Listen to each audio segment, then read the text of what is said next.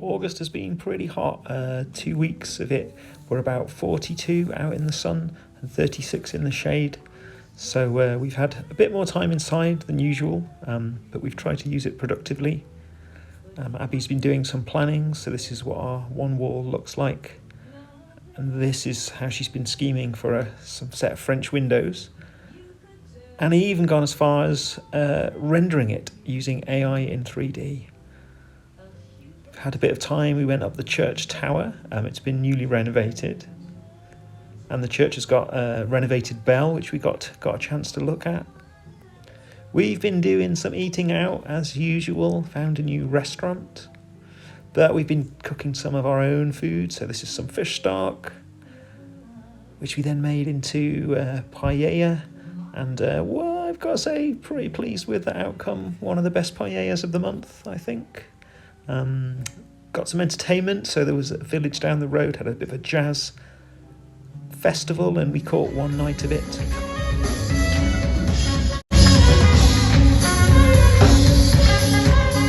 More importantly, it was also the 3-day Sardinia Jonse Fete, which was amazing as always.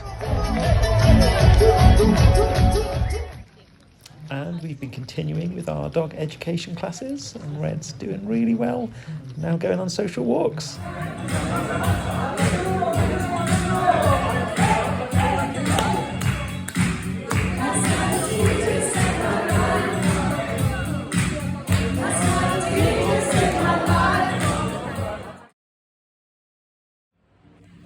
So one of the design tasks that we have been able to think about in the hot outside temperatures is how to make good around the stairs. One of the problems of making it up as you go is you sort of do one step and then you realise that you don't know what the next stage is.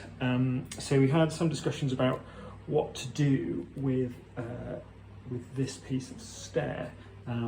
So one option was sort of to try to put like a diagonal top cap, but that's very difficult, and this whole thing is made super complicated by the fact that all dimensions are essentially they're not random because they do fit together in a staircase, but none of them are really like parallel or the same.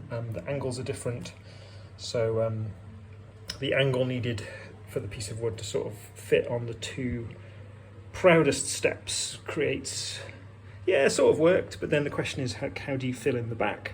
We've got a limited amount of material to fix to, so what we decided to go for was a kind of a piecemeal solid skirt that would both fill the gap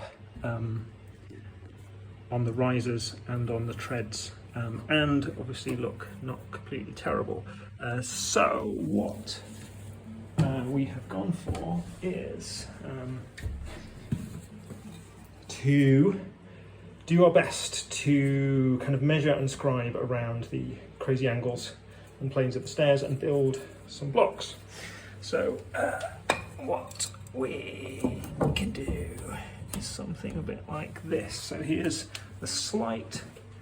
what I made earlier situation, but I haven't ever tried building it just in one piece. So those want to be playing flat to the wall, and so that creates quite a reasonable fit when it sits flat.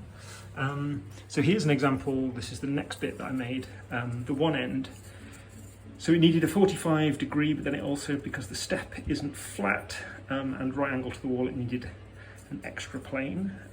So let me think about how this goes. So I'm pretty sure one-handed is more difficult. So we fit like that, I think, yeah. Oh, this is too painful to watch. Let's have some fancy photography.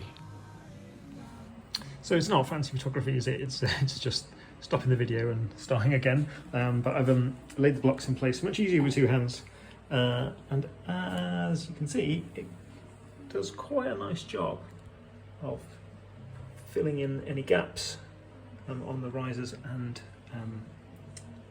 also the big gap between the treads and the new wall. So the question then arises as to, well, they're just placed in position at the moment, so they need to be fixed. But then thinking about colours, it is, unless we were to do the other side as well, which I'm not a huge fan of, because of the amount of work involved and the difficulty, and I think there's greater chances of, the more I do, or the more we do, the more opportunity for bits of it to look bad occur. So ideally you want to just stick with this bit. So then the question is about colouring. So I was originally thinking same colour as the stairs. The plan for this wall is that to make it quite a vibrant colour, so the rest of the staircase will be white, I think, with the wooden features. And then this wall, something quite, quite vivid, not sure of what colour. So there's a possibility to colour the skirt the same as the wall, which would then also allow us to do some cork-ins and a bit more kind of trim work, which would again sharpen up the corners, because so there are, you can see these are just held in place, but and when they're fixed they're tighter, but it's still not super smooth.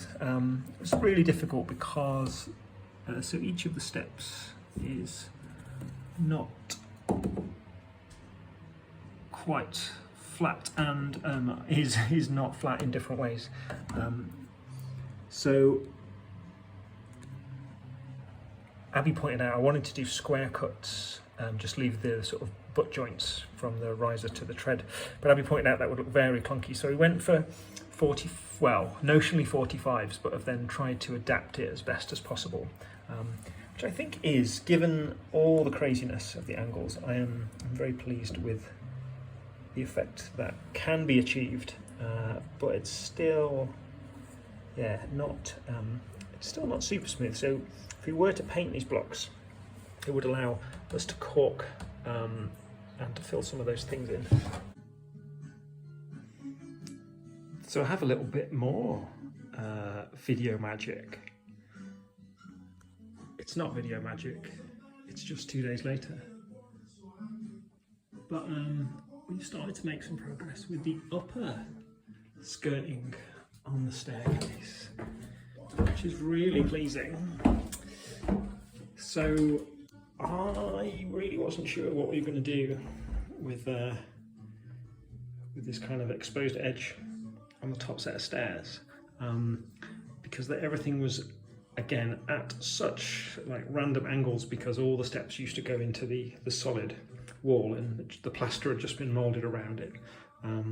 But Abby came along with her saw that incidentally I bought her for her birthday, so I'm claiming some of the responsibility here, and sort of one at a time reduced all the angles, weird angles that were sticking out, to create a relatively completely flush set of stairs, which I think is an amazing achievement.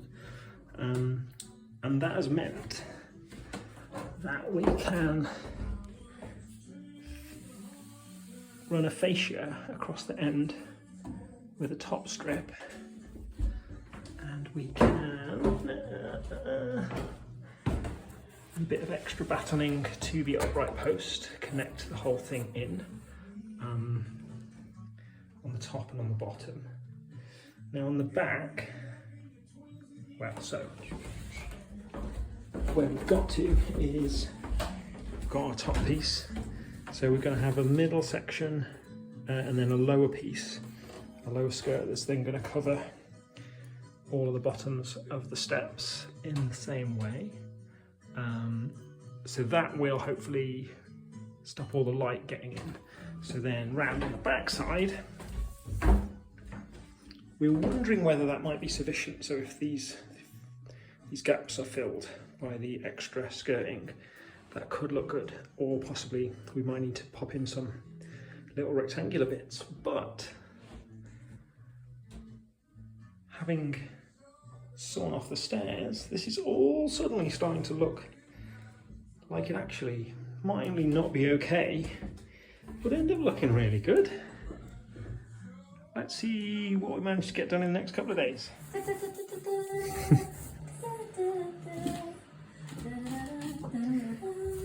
What would Linda Barcott ever say? I know you said you didn't want pink, but I think it looks really good. Me too. Let's wait for the reveal.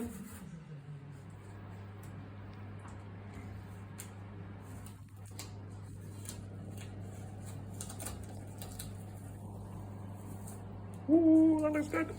All right, so last segment in the stairs story. This is now what it looks like from the stair side. So we have turned what was sort of unplaned, not so great wood into a nice little stair skirt that has been sanded, stained and oiled. So yeah, quite pleased with how that's finished off this side of the stairs. And then as we go down, ta-da! It's pink!